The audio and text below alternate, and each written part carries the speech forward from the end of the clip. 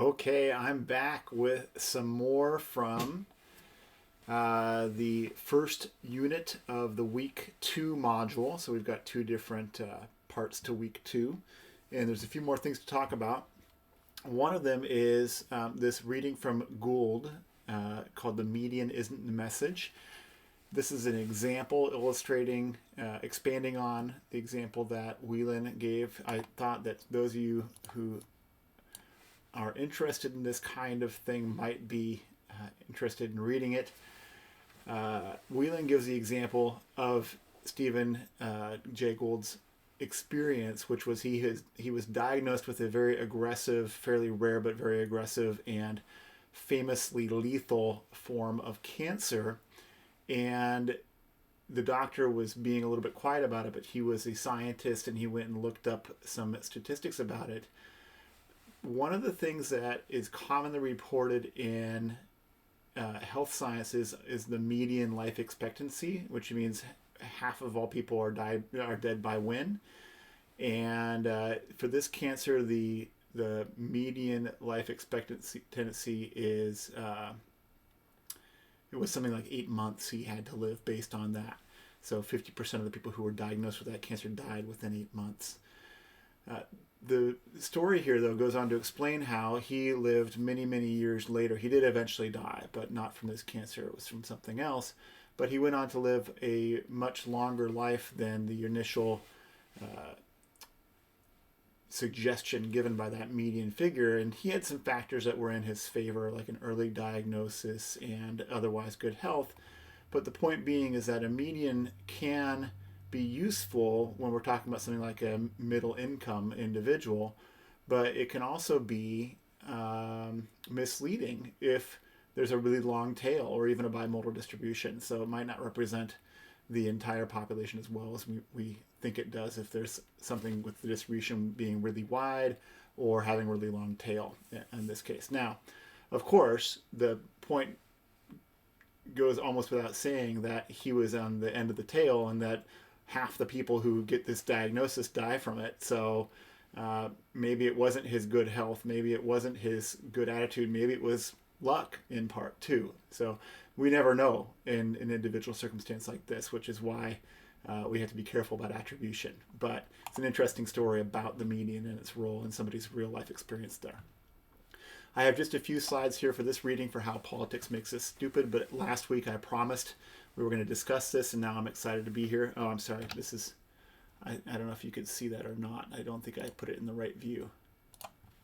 There we go. Now my head's still in here and it's not taking up. There we go. That's it. Okay. So the long and short of it, you should read the Klein article. He goes into great detail about the study and about the implications of the study, and it's one of the topics for discussion in the homework assignment. But the thing I wanted to brief you on here is that if you weren't familiar with the with the study that they did, I wanted to bring the original text of the study here in, because Klein explains it, but doesn't do as careful a job as he might, because he's writing about a bunch of other stuff too. So I'm glad I don't have his job. But here's the scenario that people were presented with in one of the experimental conditions, which was that they were given a story about medical research where some people got the skin cream and other people got a placebo where they didn't use the skin cream.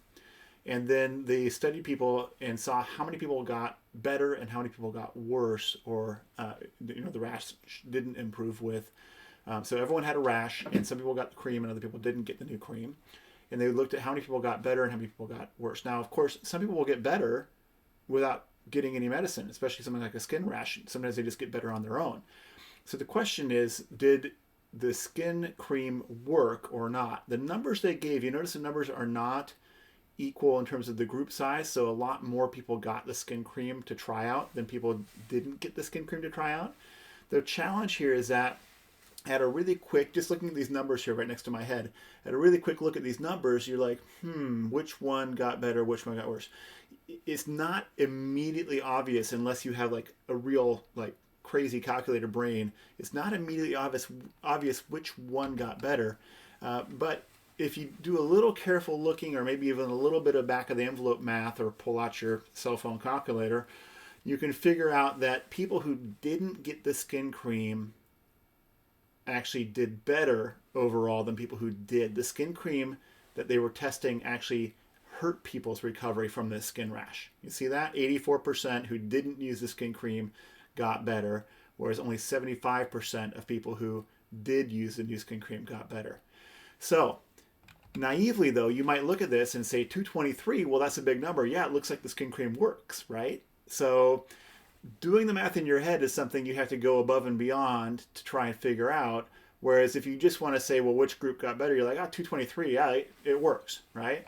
Here's the catch, and this is the brilliance of this, is that they took the same questions, but they asked this question not about skin cream, but about politically controversial or sensitive topics that people pretty much have their minds made up on a lot, especially if they are strongly politically oriented, right? So if they're convinced of their political position, then they have their minds made up about a lot of these issues already for them. What they found was that if they switched the conditions, in other words, so here we've got the top two, A and B there.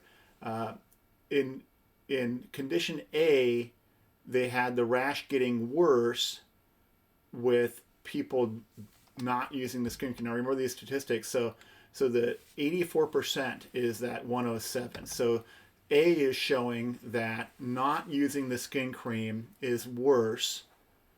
So 84% got worse instead of 75% got worse. So the new skin cream in condition A is more effective than doing nothing, right? And in condition B, doing nothing is better than taking the new skin cream. So if you're looking at A versus B, so 50 people, let's say, were looking at A, 50 other people were looking at B. The question is, were people looking carefully at whether the skin cream was doing right or not, or were they using the mental shortcut of 223, that's a big number, yes, it's working, right? Look what happens with C and D. They switched skin cream for cities doing an concealed carry ban. So you can't carry your handgun in city limits in a concealed carry. Now cities have different licensing requirements around concealed carry licenses. Some have a lot of things you have to go through in order to get a concealed carry permit. Other ones have less so.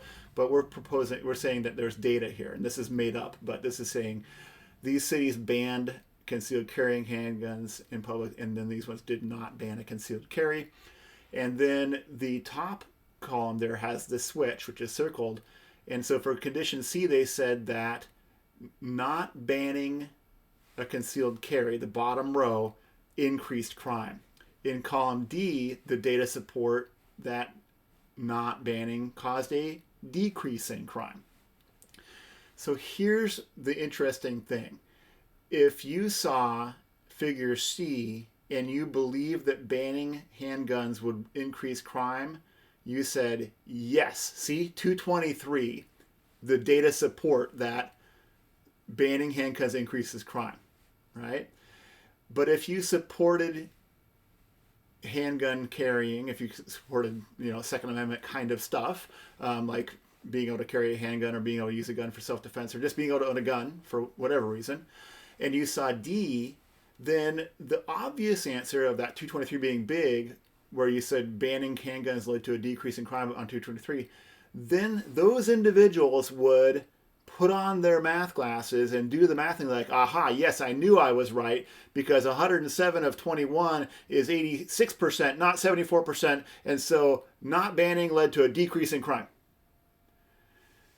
The same was true for people who favor regulation, so people who are opposed to the widespread use of handguns or the proliferation of handguns, or are opposed to concealed carry. If you were that way, so a more liberal viewpoint, if you were on that side of the debate and you saw C, you would say, no, that can't be right, and you put on your math glasses and start thinking about it. But if you saw D, you'd be like, yeah, of course, banning led to a decrease in crime. 223 is a big number. So the point of this is, back to that early lecture I left, I think lecture number 1 I left for y'all, is that people don't think mathematically until they encounter information that contradicts their common sense, whatever that is, right? And common sense for one person is common sense is nonsense for somebody else, and vice versa, right? So it's not until we get data that contradicts our common sense that we start looking carefully to find out reasons not to believe it. And then we'll even believe data that we think supports our common sense, even when, if we do the math, it doesn't. So Ezra Klein leaves us with this, or uses this as a jumping off point, rather, about how politics makes us stupid. And he makes a larger argument, basically, that we are motivated reasoners. We're not logical. We don't make our decisions about stuff based on pure logic and reason, even though, no matter what our political orientation is, we all claim that we do. The evidence is actually far more powerful that we're motivated to find facts that support our existing beliefs. And what really drives our belief system is our social networks, the people that we hang out with, the people that we grew up with, the people that we are close friends with. Because having to come to face with not agreeing on a sensitive political issue with your friend, your neighbor, your fellow churchgoer, for example, right, would be far more socially costly than to be a math nerd and say, well, actually, I did the statistical analysis and it looks like you're, right? Like, that doesn't fly in a social situation unless you've got very special friends like me, I guess, right? So, Klein is a liberal writer for a liberal magazine, and that's fine, because his point is not about one party versus another being wrong or right. It's possible that at some times one party is more in favor of evidence than the other. In particular, right now we have a White House that is strongly opposed to the acceptance of expertise from scientists.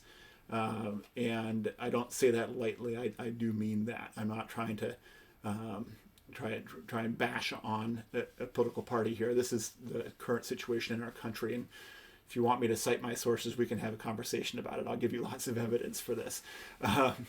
But this is something that cuts across a partisanship and is fairly well. So it's common to partisanship on every side of a partisan divide. Let me put it that way. So, for example, we see